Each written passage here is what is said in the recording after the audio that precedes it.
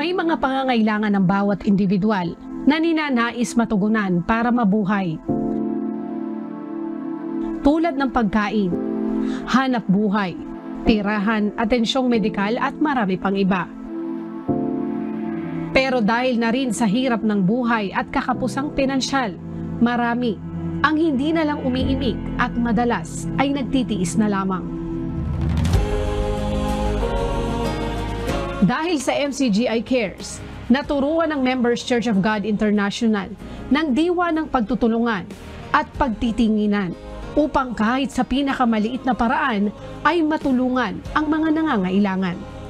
Kabilang sa sama-samang inilunsad at patuloy na pinagsisikapang maipagpatuloy ng organisasyon ang 3 MCGI Mobile Dental and Optical Clinic na sa kasalukuyan ay patuloy na lumilibot sa iba't ibang bahagi ng Luzon, Visayas at Mindanao at libreng tumutugon sa pangangailangang medikal sa bawat komunidad na napupuntahan. Noong nagdaang COVID-19 pandemic, inilunsad naman ng organisasyon ang MCGI UNTV Health Facility sa Malolos, Bulacan na tumutugon sa pangangailangan sa pasilidad para sa mga pasyenteng nagpositibo sa virus. Binuksan din ang maraming MCGI Free Store kung saan libreng nakakakuha ng mga pagkain, damit at iba pang essential items ang mga benepisyaryo.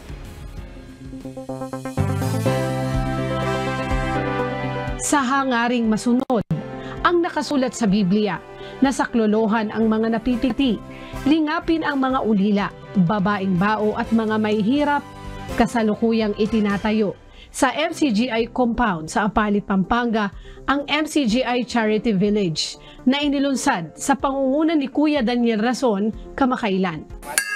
Ayan, palakpakan naman po natin! Pagsasama-samahin dito ang mga matatagal ng proyekto na pinasimulan ng organisasyon tulad ng MCGI Orphanage, Home for the Abandoned Babies, Home for Special Children, KFI Home for the Elderly and Person with Disability at KFI Home for Minors.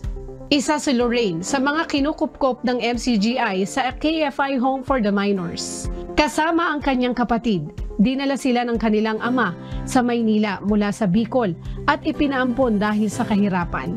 Ang alam ko po hindi po niya kami kayang buhayin. Kasi po mahirap po kami.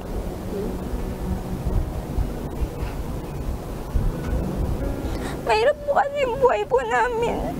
Si Papa po nangangalakal po siya. Para po meron po kami pambuhay.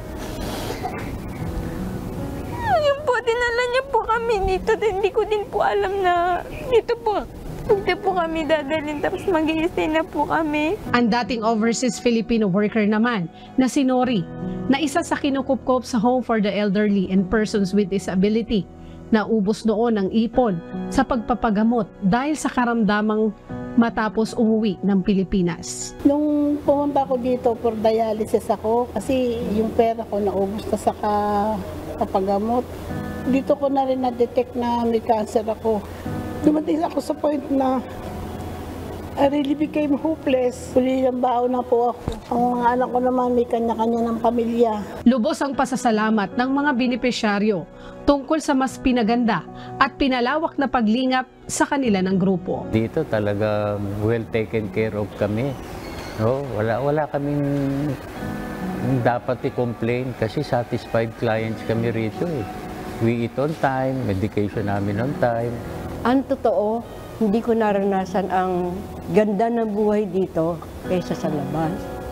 Naramdaman ko yung pagmamahal ng Diyos, yung awa, habag. Kasi karamihan sa amin may sakit, walang anuman. Pero yung pagmamahal ng Diyos nandyan, hanggang sa huling sandali ng buhay mo, hindi ka pababayaan. Yung pinapakita nila na ka po nila, tanggap na tanggap ka nila. Naramdaman ko dito yung tunay na pagkalinga ng tunay na mga magulang po. Madami po akong naging kapatid. Then, mga parang tumayo po magulang sa akin. Parang big family nga po. Madaming kalaro, madaming kasamang bata. Ang itatayong MCGI Charity Village sa Apalit, Pampanga ay magsisilbing modelo sa iba pang mga charity village na itatayo rin sa iba't ibang dako kung saan naroon ang MCGI.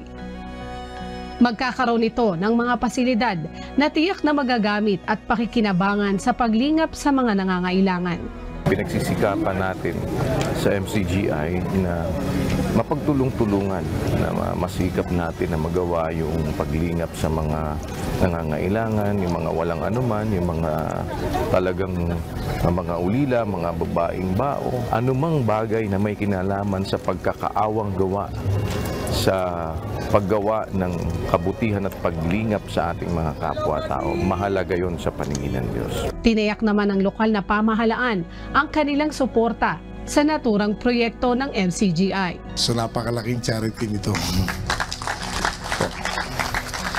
I would like to assure each and everyone that the local government of Apalit is always with you sa mga gawain po na alam po nating makakabuti para sa ating bayan. Huwag po kayo magatubili, nandoon lang naman po kami.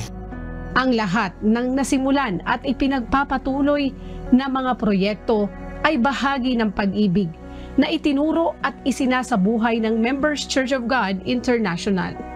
We have to start somewhere. At dun sa mga bagay nating inuumpisahan, lahat po ng inuumpisahan ay hindi magiging maayos kung hindi matatapos. At sa tulong at awa ng Panginoon, sana kung hindi ko man makita ang katapusan po nito, ay ipagpatuloy ninyo ang pagnanasa na laging makagawa ng kabutihan sa ating mga kapatid at sa ating mga kapwa-tao.